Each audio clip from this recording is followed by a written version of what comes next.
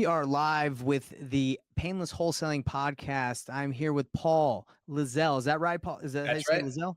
That's right. Good to have you on here. Everybody, today, stay tuned because we're going to be talking about how to wholesale across the United States, across the nation. We got Paul. I think you were saying you've done over 45 states, wholesaled in over 45 states? So 44 to 50 states I've wholesaled. Yep. Man, what about those ones you haven't? Are those the ones still like keep you up at night, or are you going for those? Not really. If something happens, great. There's certain states I avoid, and a lot of them fall into certain states. The only one I would probably do additionally would be actually two: Hawaii and three, the Dakotas and Hawaii. Ooh, The other the two Dakotas. wouldn't bother. Yeah.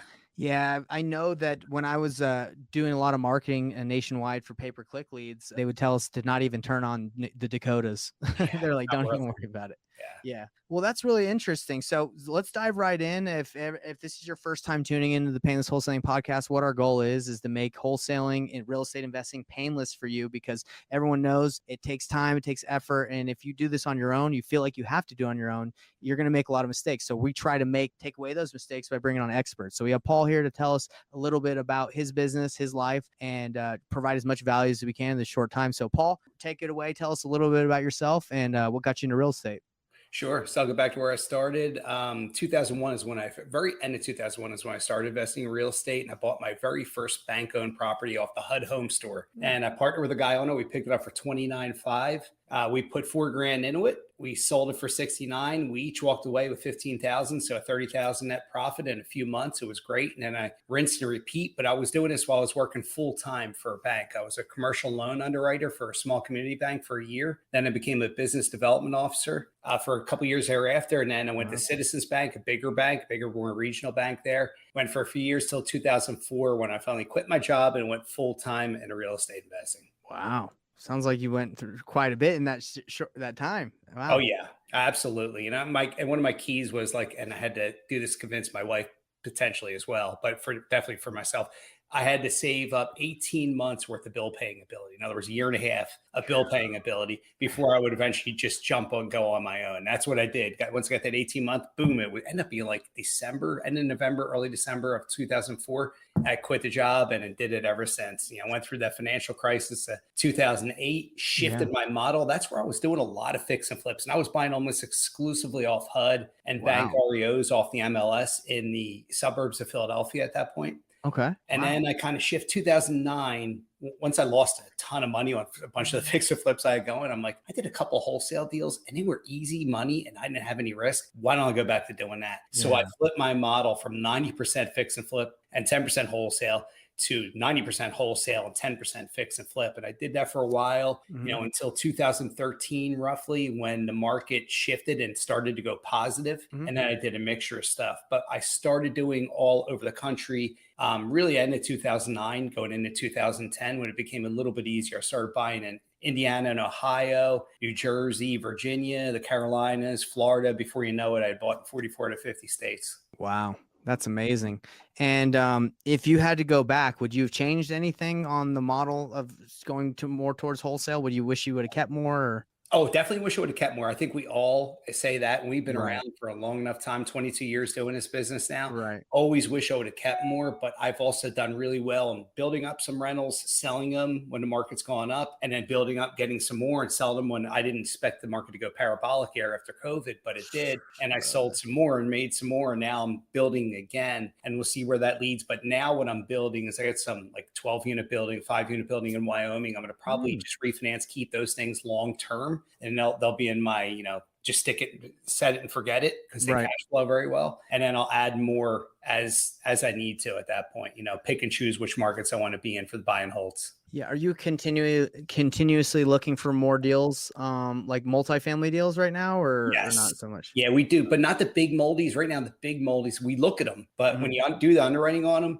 they just don't make sense right now. And especially with the cost of capital right now on the refinance side, Now, the smaller ones that say, 20 and under or 30 and under units, that's a largely ignored class. So you can go in there and get some pretty good bargain basement pricing. You can even get some owner financing on occasion. Right. Yeah. And those are good ones to get in. So you could really do some value add with them. Like the one I picked up at Casper, Wyoming, I picked it up for $430,000. I put $500K into it, but it just appraised at 1.3. And I'm roughly about $1 million into it, and I'm refinancing it right now. And I should be able to pull almost all of my cash out of it. That's awesome. Yeah. So the reason I'm asking you is because today, one of my family members has a website where he generates traffic to, I guess, leads from multifamily. And sometimes he gets them outside of Tempe, out of Arizona. And he got one in Salina, Colorado, which is like close to Pueblo. And it's a 12 unit. And I don't have any buyers there. I'm interested. Yeah. I'll have to send you the information. Send it my way. Yeah. It's under rented. It's like each unit's between $500 to $700, and it's way under rent. But again, I don't really know that area, and I don't really mess with, outside of Utah when it comes to multifamily. Understood. So look at that. I'll send you that. I'm definitely interested. Those are like that 12 units seems to be my specialty number. Okay. Well, there you go. 12 units right there outside of Pueblo and like south of Denver. So that'll be cool. Awesome.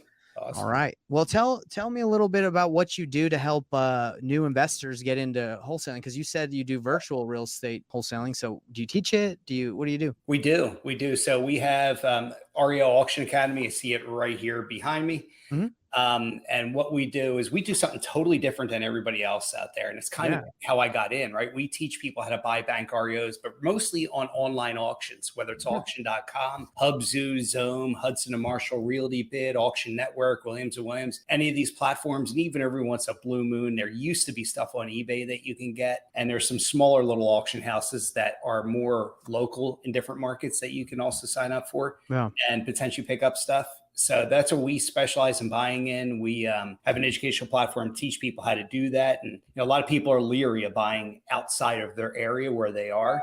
And we kind of take the headaches away from you there. It's not as daunting as it seems. We have systems and how we go about doing it. And it's fairly simple. And we've been doing it since 2009 and with really, really good success. Like an example of a property we just are about to close on, I think on the 23rd of this month here in June in Hubbard, Ohio. We picked it up for $177,000. It's a big building, big house, 6,088 square feet, I believe. And like a 3 or 4 car garage, big, huge finished basement.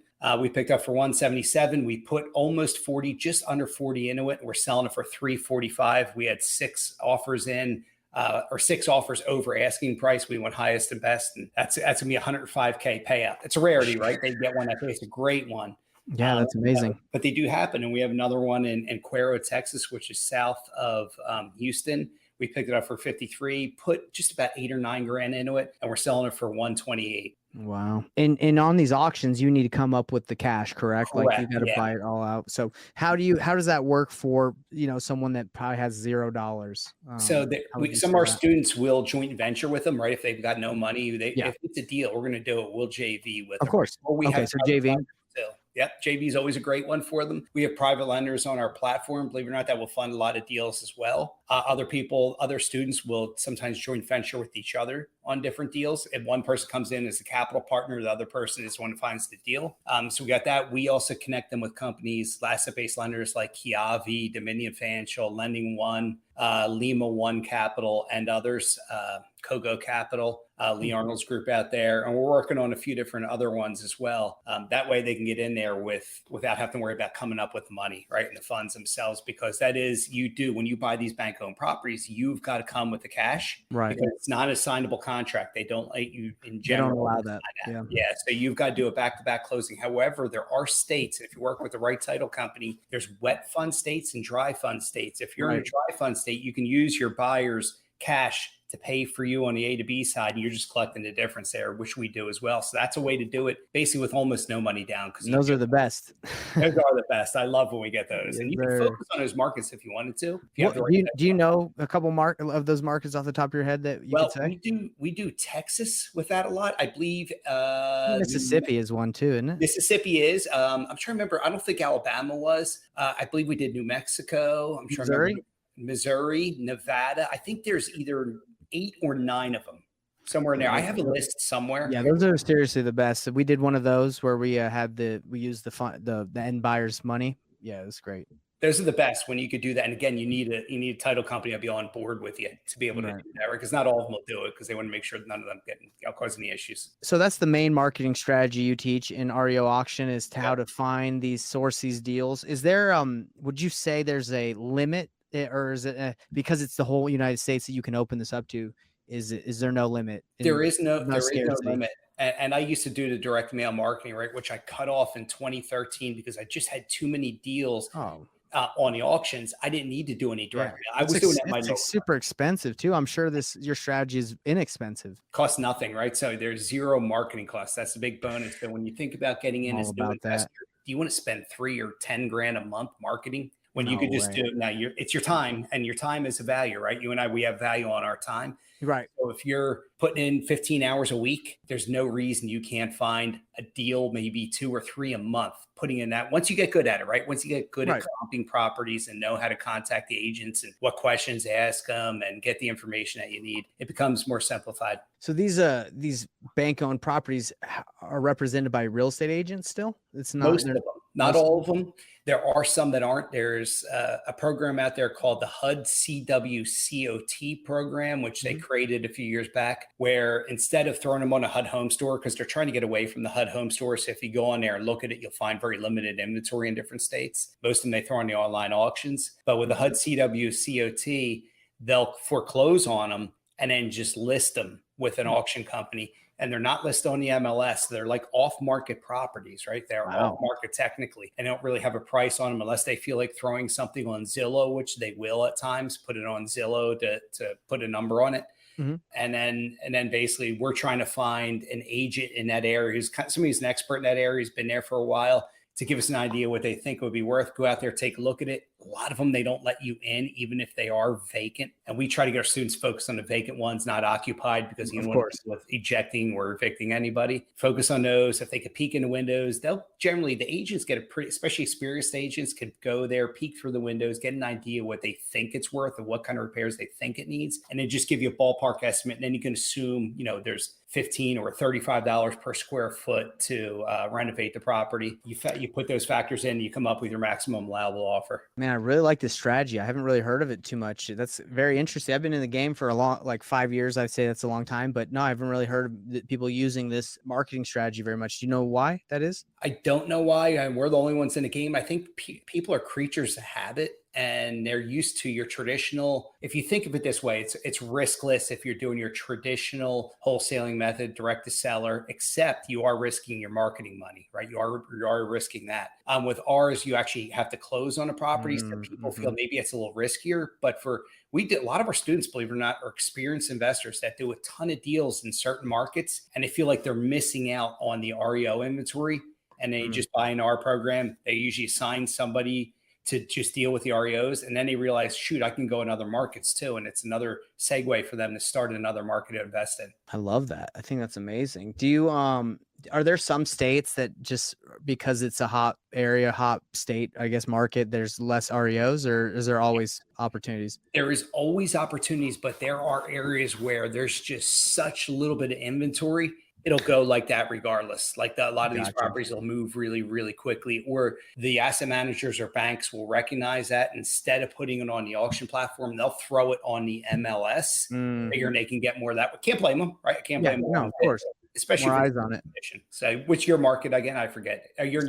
Salt Lake City. Yeah, it's pretty hot. It's a hot market, being a big time hot market for a while now. So it's hard to find inventory, at least fairly priced inventory. But I'm assuming the Midwest probably has tons of opportunities, like Ohio, like you said, Ohio, Indiana, Michigan, Missouri, Kansas, Oklahoma, Texas, the Carolinas, Maryland, Pennsylvania. Yeah, a lot of markets. We focus just knowing where to look. You just got to know where to look. You just got to know where to look, right? And if you follow demographics where people are leaving, the cities that people are vacating, the states people are vacating, like Illinois, right? That market is really falling. New York, that's crazy. Parts of New Jersey. New Jersey's weird because people are leaving maybe more towards the city and they're shifting downward within the state. So they're going more towards the shore points, or they're going to Delaware or Pennsylvania. So that market has become red hot.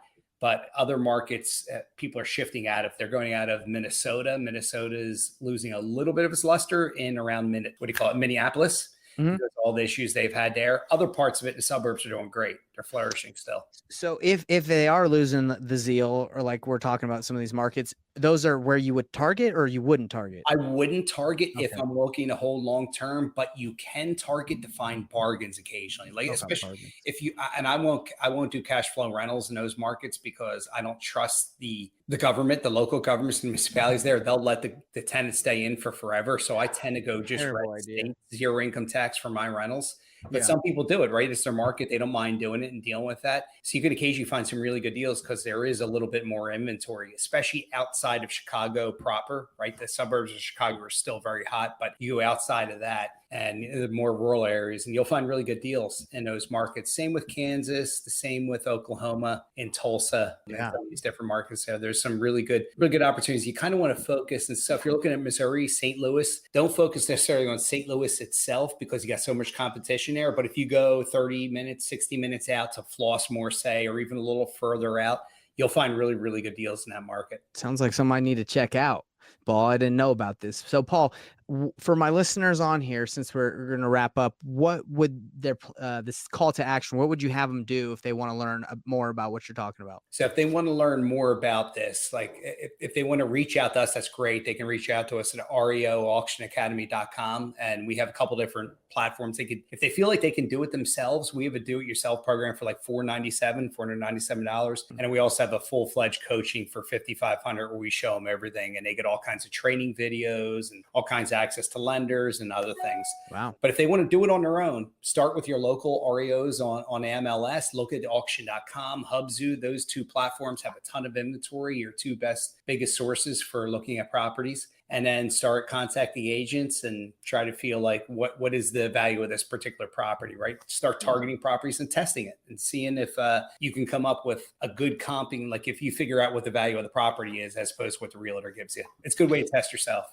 Of course. And so if one of the listeners today finds something, but they don't know what to do with it, could they also reach out to you and say, Absolutely. hey? Okay. Absolutely. We've done that with people. People have reached out to us. They found a deal. They can't fund it. They don't know what to do. We look at it. We analyze, say, yeah, this is a deal. We'll join together with you. Or we say, this isn't a deal. The reason you're not finding lenders for it is because you're overpaying. Here's what the comps are and here's what you're paying. And here's kind of repairs and needs. So gotcha. We teach them how to do that and then maybe help them get out of that deal so they don't lose their earnest money deposit. Well, Paul, it's been a pleasure speaking with you. And I'm going to send you that deal that I have, the 12-plex awesome. In Salina, Colorado. And also they are willing to do terms. I talked to him about it. He said he'd be open to doing 10 years, 10 to 15% down, 10-year balloon, amortize over 30 years. So we'll see. Again, I come to the point where this is a kind of a newer territory for me in a different market, but I have all the performa and all that information. Yeah. I'll send it to you and you can. Yeah, I'm extremely interested. This is right up my alley, this type of property.